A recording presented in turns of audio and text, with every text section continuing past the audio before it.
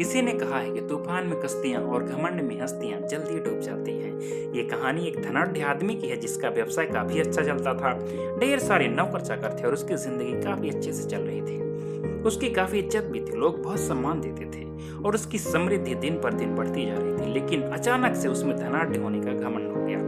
एक दिन उसके नौकर के खाते में थोड़ी सी त्रुटि हो गई और जब ये बात उस आदमी को पता चली तो उसने नौकर को ये कहकर निकाल दिया कि तुम इस इलाके के सबसे बड़े व्यक्ति के यहाँ काम करते हो, इसलिए गलती नहीं होनी चाहिए थी। लेकिन उसके बाद अब खाते का हिसाब रखने वाला भी कोई नहीं था, इसलिए समस्या और भी बढ़ गई और इसके कुछ दिन बाद व्यापार में भी घाटा हो गया और इस बात पर उसने वहां के कर्मचारियों को खूब डांटा और अब ये रोज का क्रम हो गया।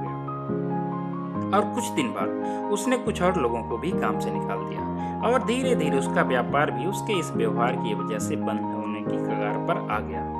अब वो आदमी काफी परेशान हो गया, लेकिन उसको कोई रास्ता नहीं दिख रहा था। तो उसने कुछ दिन के लिए अपने एक मित्र जो कि व्यापारी था उसको बुलाया कि शायद वो मदद कर सके।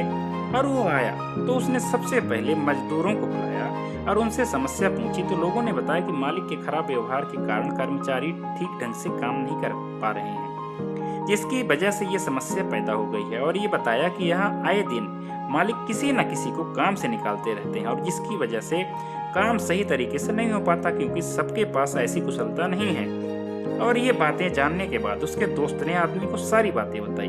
तो उस धनाढ्य आदमी को भी लगा कि मेरे घमंड की वजह से शायद इतना नुकसान हो गया और फिर उसने सभी कर्मचारियों को फिर से बुलाया और फिर से उसका व्यापार पहले जैसा चलने लगा।